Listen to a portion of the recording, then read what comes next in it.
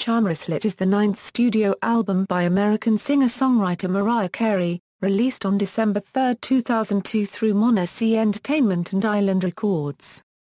The album was her first release since her breakdown following the release of her film Glitter and its accompanying soundtrack album, both of which were critical and commercial failures from the previous year. Critics described Charmbracelet as one of her most personal records, following 1997's Butterfly. Throughout the project, Carey collaborated with several songwriters and producers, including Jermaine Dupri, Jimmy Jam and Terry Lewis, Seven Aurelius and Dre Vidal. According to Carey, love is the album's main theme, and the songs combine introspective and personal themes with celebration and fun. The album contains a mixture of pop ballads and R&B beats, and the songs incorporate elements of other genres, such as gospel and soul. Compared to Glitter, which featured a variety of sampled melodies from the 1980s, Charmbracelet has a more soft pop rock sound. Cameron, Jay-Z and Freeway also appear on the album. Critics gave Charmbracelet mixed reviews. Many wrote that although the songs were good, none of them stood out enough to make an impact. Some reviewers said that Carey's voice sounded thin, airy and damaged on the album. Charmbracelet debuted at number 3 on the US Billboard 200 chart, and sold 241,000 copies in its first week. The album peaked within the top 40 in 7 countries, and attained top 10 positions in Japan and Switzerland. 3 singles were released to promote the album. The lead single, Through the Rain, became the most successful, reaching the top 10 in Canada, Switzerland, Sweden and Italy in the United Kingdom. In the US, it topped the Hot Dance Club Play chart, but stalled at number 81 on the Billboard Hot 100. The follow-ups, Boy, and Bringin' On the Heartbreak, were not as commercially successful. Carey embarked on the Charmbracelet World Tour, and performed 69 shows in over 8 months. She also performed on televised shows and promotional tours like the 30th Annual American Music Awards, Today and The Oprah Winfrey Show. Background. Before the release of Charmbracelet, Carey experienced a year of critical, commercial, personal and professional struggles, following the poor reception of her debut film Glitter, and her subsequent hospitalization. After divorcing her husband, Tommy Mottola, Carey released Butterfly. With her next release, Rainbow, Carey incorporated elements of R&B and hip-hop into her music, particularly on the lead single Heartbreaker. According to the Sacramento Bee, she attempted to sound more ghetto. She stopped working with longtime pop producers such as Babyface and Walter Afanasieff, in order to pursue a new sound and audience, and worked with writers Sean Combs and Jermaine Dupri. Following the worldwide success of Rainbow, Carey left Columbia Records.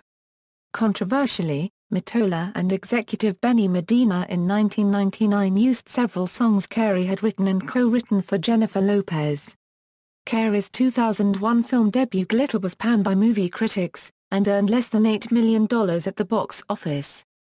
Carey's $100 million recording contract was bought out by Virgin Records, who paid her $28 million to leave the label. Carey checked into a hospital in Connecticut, following a controversial appearance on Total Request Live, in which she gave ice cream to fans, left troubling messages on her website and demonstrated what was considered by the media as erratic behavior. Carey said she had had an emotional and physical breakdown. After a fortnight's hospitalization, Carey flew to Capri, Italy, where she stayed for 5 months and began writing and producing material for a new studio album about her recent troubles. She was signed by Island Records, and started her own imprint, MonarC Entertainment, for her intended comeback release, Charmbracelet. Development and recording. Carey started writing songs for the album in early 2002, before she signed the record deal. She decided to rest, traveled to Capri and moved into a recording studio where she could focus on writing and recording without distractions. Most of the album was recorded in Capri, although she traveled to Atlanta, New York and Philadelphia to record some tracks. That year, Carey claimed Charmbracelet to be the most personal album she had ever made. She worked with longtime collaborators Jermaine Dupri, Jimmy Jam and Terry Lewis and Randy Jackson and other songwriters and producers Seven Aurelius, Just Blaze, and Dre Vidal. The opening track and the first track to be written for the album, Through the Rain, was written by Carey and Lionel Cole, was inspired Carey's recent experiences, and was co-produced by Jam and Lewis. It was released as the lead single from the album. Jam, Lewis and Carey also worked Yours, which Jam said contains probably one of the best hooks ever, and likened it to one of Trio's previous collaborations, Thank God I Found You. Initially, the song was recorded as duet with pop singer Justin Timberlake. However, due to contractual complications, it was never released and the A-solo version was featured on the album. Jam and Lewis produced 2 more songs, Wedding Song, and Satisfy the latter featuring background vocals from Michael Jackson which were not released on the album. Carey decided to work with Just Blaze after she heard the song Oh Boy, which he produced for Cameron. Just Blaze and Carey produced Boy, a remake of Oh Boy, and You Got Me. Carey said Boy was one of her favorites on the album. You Got Me features rap verses from Jay-Z and Freeway, was noted by Carey as a signature Just Blaze track. Jay-Z was in Capri on vacation, and went to the studio to hear the song and said that he wanted to contribute to it and added rap verses of his own. Dupri produced the One, and You Had Your Chance. He said that they wanted to stick to the same familiar sound from his previous collaborations with Carey. Carey said the One was a personal song, which was about being hurt in past relationships and the uncertainty about forming new ones. Carey decided to experiment with a live band for the album. In April 2002, she met Seven Aurelius and asked him to produce songs for the album. They flew to Nassau, Bahamas and recorded a mixture of mid-tempo and up-tempo tracks and ballads with a live band. Seven Aurelius said that Carey was an amazing writer, and described the process of recording. We did 3 or 4 songs in 3 or 4 days. The way we was doing it, I had a horn section down there along with me. We had the whole room set up with candles, some nice whiny it was a very good vibe. It was completely stripped down, like Mariah Carey Unplugged. She stripped herself down to her talent. She was really trusting of me and my vision, and I was trusting of who she was. Randy Jackson contributed to 4 tracks on the album, and said it was the most real and honest record she's made. She didn't care what anyone thought of the lyrics. They were only important to her. Carey included a cover of Def Leppard's song Bringin' on the Heartbreak. During the photo shoot for Charmbracelet at Capri, Carey happened to listen to Def Leppard's album Vault, which contains the song, and decided to cover it. In an interview with Billboard, Carey said that the song is an example of her musical diversity. Jackson also worked on My Saving Grace, which Carey said describes her thoughts about the writing, recording and mastering process. While working in Capri, Carey's father became ill with cancer and she returned to New York to spend some time with him. He died soon after. In his memory, Carey wrote and produced the song Sunflowers for Alfred Roy. Carey said that the song represents his side of the family and is kind of hard to talk about. The song proved to be very emotional for Carey, and she sang it only once in the studio. DJ Keek also produced songs for the album, but none of them were included. Music and lyrics: Carey attempted to make a musical comeback with Charmbracelet, which focused on bringing Carey back to her pop-rock roots in an attempt to recapture her audience. Critics both praised and criticized the condition of Carey's voice on the album. Many called the songs average, and felt that most lacked sufficient hooks. The album's lead single, and Carey's boldest attempt at recreating the ballads from the early years of her career, was Through the Rain, which was produced by Carey, and was described by one critic as the sort of self-help ballad Miss Carey was singing a decade ago. The songs on the album are a mixture of several genres.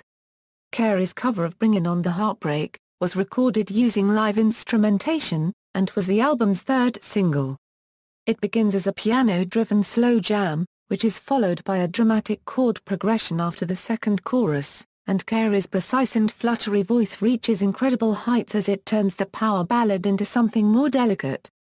Kayla Fasane from the New York Times called Yours a delectable combination of breathy vocals and playful rhythms. Barry Walters from Rolling Stone wrote that on Yours, Carey's lead vocals blend into choruses of overdubbed Mariah's cooing overlapping phrases. Circling these are choirs of more Mariah's singing harmonies and counter-melodies. Topping it off are generous sprinklings of the singer's patented bird calls, wails, sighs and whispers. Critics considered Subtle Invitation to be one of the album's strongest songs because of its well-executed jazz influence. The song begins with the sounds of people dining, then introduces the strong bass line and drums. Towards the end of the song, Carey belts out the climax. Sarah Rodman from the Boston Herald described it as fascinating and wrote, "It sounds as though Carey is singing in falsetto while still in her chest voice." Clown drew strong media attention, and its lyrical content led critics to speculate that Carey aimed it at rapper Eminem, who had publicly announced that he had had a relationship with Carey. Rodman said Clown was languidly sinister, with lyrics such as, "I should have left it at I like your music too. You should never have intimated we were lovers / when you know very well we never even touched each other." Critics compared I Only Wanted with My All a instrumentation and structure of verse, chorus and guitar solo. According to Sal Cinquemani from Slant magazine, Carey makes vague allusions to her ex-husband Tommy Mottola with the line, "Wish I'd stayed beneath my veil." The song uses Latin-inspired guitar instrumentation and wind sounds as an additional backbone to the melody, and dripping water as its percussion. Sunflowers for Alfred Roy, one of the album's most personal songs, is named after Carey's father. She makes direct reference to him and a moment they shared at his deathbed. The song is backed with a simple piano accompaniment, and Carey recounts a visit with her father in his hospital room, "Strange to feel that proud, strong man / grip tightly to my hand." Singles: 3 singles were released from the album. The lead single, Through the Rain, was released on September 24, 2002. It received mixed reviews from critics, some of whom said it was too similar to her earlier ballads, such as Hero and Outside, while others praised Carey's vocals in the song. It was one of Carey's poorest-selling U.S. singles, reaching number 81 on the U.S. Billboard Hot 100 chart. However, it topped the Hot Dance Club Play charts and reached a top 20 of the Adult Contemporary chart. Outside the U.S., the single performed moderately, peaking within the top 10 in Canada, Switzerland, Sweden, Italy and the UK, and within the top 20 in Ireland, Australia, Norway and Denmark. The music video of Through the Rain, directed by Dave Meyers, is based on the courtship and eloping of Carey's parents. Scenes of Carey singing in a street when rain starts to fall are juxtaposed with a story of a mixed-race couple who run away from their families, who oppose their relationship. Boy, which was released as the second single on November 26, 2002, received mixed reviews from critics. The single failed to make much impact on charts worldwide. It reached number 68 on the U.S. Billboard's Hip Hop R&B Songs chart and number 57 on the U.S. Hot Singles Sales chart. Elsewhere, the song reached number 17 in the UK, and peaked within the top 40 in Australia, the Netherlands, Ireland and New Zealand. The music video for Boy was directed by Joseph Kahn and was filmed at Shibuya in Los Angeles. Initially, the one was scheduled to be released as the second single and the music video was shot for that song. However, halfway through the filming, the single was changed to Boy. Described as Speed Racer meets Hello Kitty meets Me and Cameron by Carey, the video incorporates elements of Japanese culture and features Carey's alter ego Bianca. The third single from the album was Carey's cover version of Bringin' On the Heartbreak, released on November 25, 2003. Though it gained mostly positive reviews, it failed to chart on the Billboard Hot 100, but reached number 5 on the Hot Dance Club Play chart. Outside the US, the song saw its highest peak in Switzerland, reaching number 28 and staying on the charts for 8 weeks. It also charted in Austria and the Wallonia region of Belgium. The music video for the song was directed by Sanai Hamri. Another cut from the album, Irresistible, charted at number 81 on the U.S. Billboard's Hip Hop R&B Songs. Critical reception: upon its release, critics gave Charmbracelet mixed to almost unfavorable reviews. Aggregator website Metacritic, which averages professional reviews into a numerical score, gave the album 43/100, indicating generally mixed or average reviews.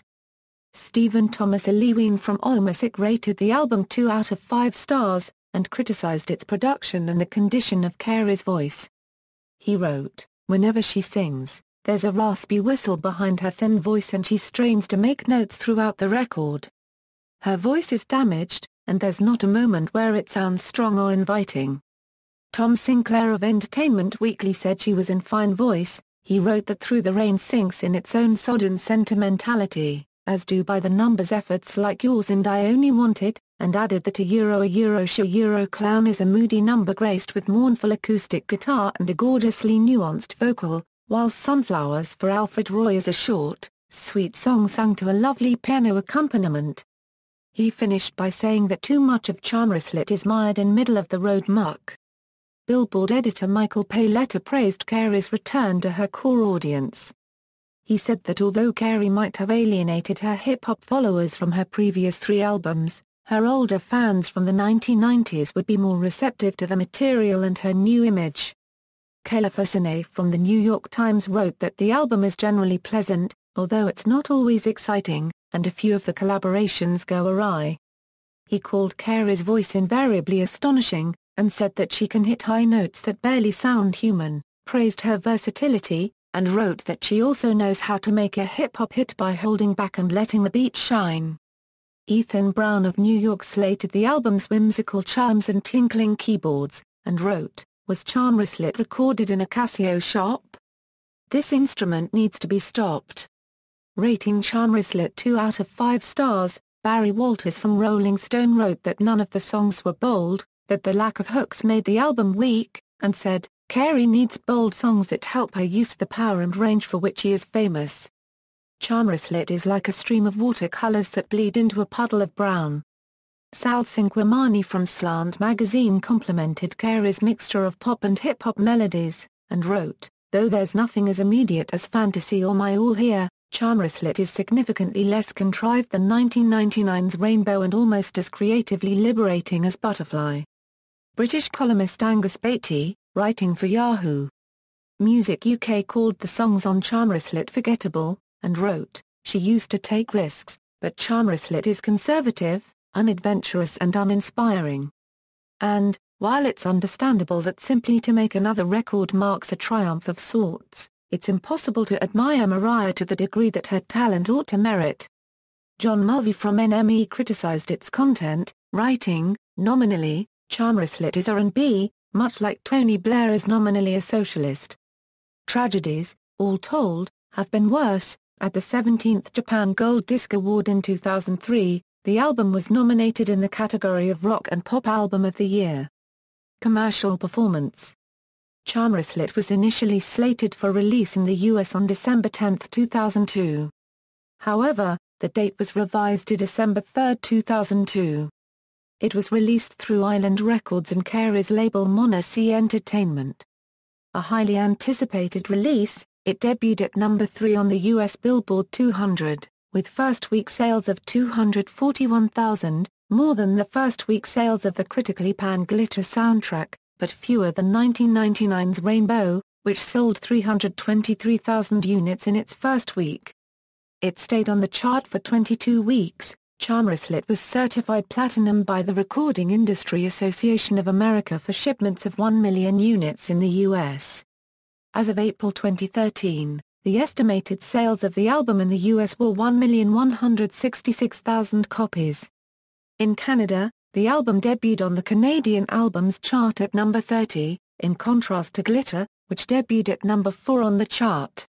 It was certified gold by the Canadian Recording Industry Association for shipments of 50,000 copies. On the week dated December 15, 2002, Charmbracelet entered the Australian Albums Chart at its peak position of number 42. It exited the chart the next week, becoming one of Carey's lowest-charting albums in the country. In Japan, Charmbracelet debuted at number 4 on the Oricon Albums Chart, its second-highest peak worldwide, and sold 63,365 units in its first week. The album spent another week at number 4, and sold 71,206 units. It stayed on the charts for a total of 15 weeks and, according to Oricon, has sold 240,440 copies. The Recording Industry Association of Japan certified Charmbracelet platinum for shipments of 200,000 copies. In Austria, the album peaked at number 34 and stayed on the charts for 7 weeks. In the Flemish region of Belgium it charted and peaked at number 48 and reached number 28 in the Walloon region of that country. Charmbracelet entered the French albums chart at number 20 in the week dated December 7, 2002, spent 30 weeks on the chart and was certified gold by the Syndicate National de la Permulsion Phonographique, denoting shipments of 100,000 units. Charmbracelet charted and peaked at number 32 in Germany. It reached number 50 in Sweden. In Switzerland, the album peaked at number 9 on the Swiss Albums Chart and stayed on the charts for 10 weeks. It was certified gold by the International Federation of the Phonographic Industry. In the United Kingdom, the album peaked at number 52, selling 19,000 copies in its first week. It has sold a total of 122,010 copies as of April 2008. In February 2003, it was certified gold by the British Phonographic Industry for shipments of 100,000 copies in the UK. In the Netherlands, the album debuted at number 48, the issue dated December 14, 2002. The following week, it peaked at number 30. It stayed on the charts for 19 weeks, and made 2 re-entries, one in June 2003 and other in August 2003. Charmbracelet was certified gold in both Brazil and Hong Kong by Associa Picavolta Pound o Brasileira dos Produtores de Discos and IFPI Hong Kong respectively.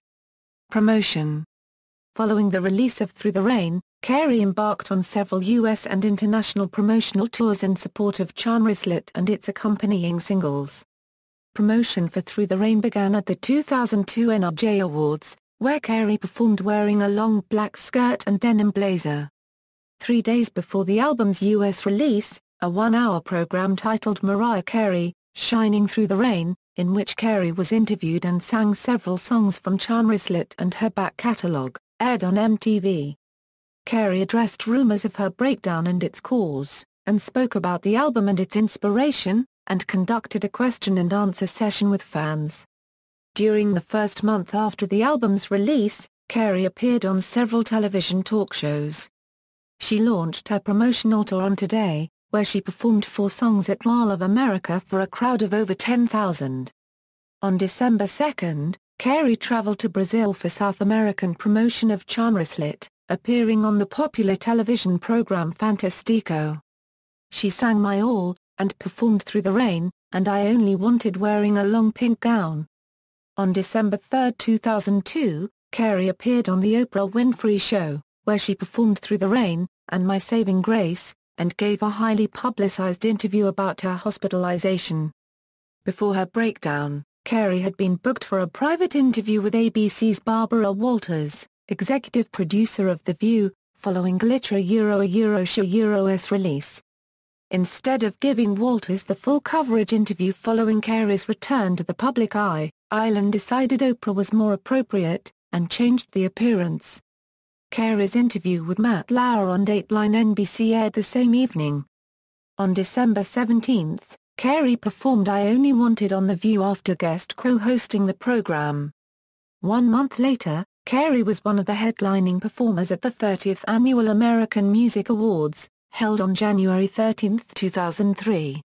She performed Through the Rain alongside a live gospel choir, and wore a long black evening gown. During the performance, images of newspaper headlines reporting Carey's breakdown were projected on a large curtain behind her, with one reading, "When you fall down, you get back up." Carey received a standing ovation. In mid-February, Carey was the headline performer at the NBA All-Star Game, which was Michael Jordan's last game.